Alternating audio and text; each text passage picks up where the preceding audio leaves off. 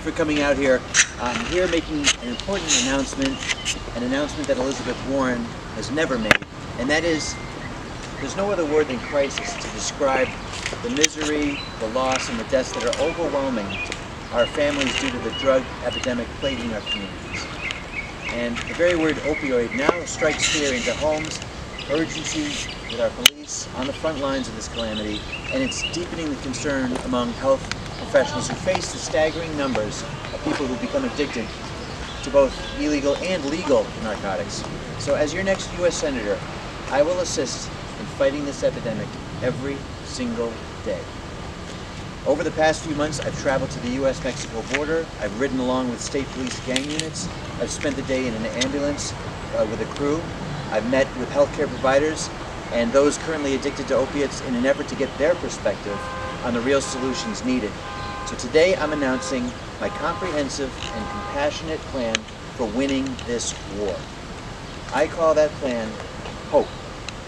There is not just wishes to be made, but things to do, acts of hope which will signal to families that by working together, the scourge of the opioid addiction will meet its match. Plans matter. Now Elizabeth Warren has gone to Washington with no plan. In fact, she's done what's worse, voted against a plan that won the confidence of other members of the Massachusetts congressional delegation.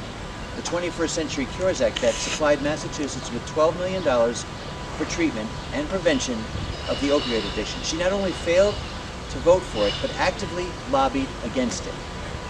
Now I've done the hard work of listening and paying attention, and as a U.S. Senator, my intent will be to continue to be on the streets with law enforcement so that I can make the informed and tough decisions to turn back the drug flood. Warren's not paying attention, and posting tweets and Facebook messages against the president is not a plan.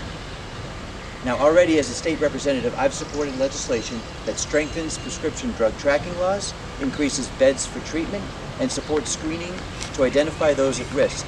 Now next, as U.S. Senator, I will continue that progress. Number one, I'll increase the access to treatment that is proven effective, timely, well-regulated, and at costs that allow families an affordable way to seek help. I'll increase the number of in-state treatment and detox centers, not just in gateway cities, in order to keep families close by, and as well as I'm going to provide for walking consultations that can take advantage of moments of readiness, much like what you're seeing here today. And I support an increase, of course, in federal funding for opioid addiction clinics in our Commonwealth and nationally. Number two, I plan to take the pain of patients seriously, and I don't want them to feel abandoned.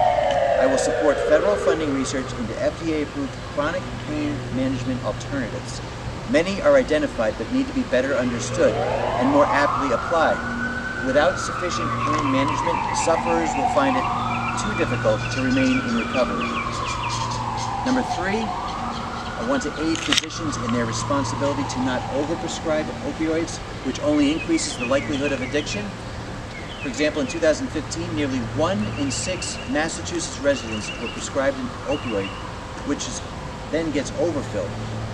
Busy physicians and unaware patients need the support of forceful regulation to intentionally limit overdependence on these opioids, and I will incentivize the use of monitoring programs already in place at both the state and federal level, programs that are currently in use to decrease drug shopping within and across state lines, and I want to make sure physicians who don't comply will face the potential loss of their license. Additionally, I recognize that the 18 to 24 age group faces unique challenges. Opioids have accounted for more than a quarter of all fatalities among their peers, over a quarter among their peers. Okay? Education awareness and mobilized community support are critical and absolutely necessary, especially in those communities with the fastest growing rates of opioid-related deaths.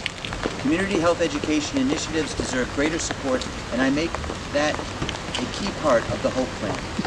Finally, I know that the flow of illegal opiates into the U.S. is preventable, and I have the will to block it. I have a plan to block it. I will insist on and support the strongest measures to stop illegal immigration, to stop the drug trafficking at its root, with a supply chain that's coming from our southern border and at our borders of the Commonwealth, and I encourage a federal crackdown on cities that are harboring this illegal activity, and I will support the President's plan to shut down illicit opioid sales on a national level.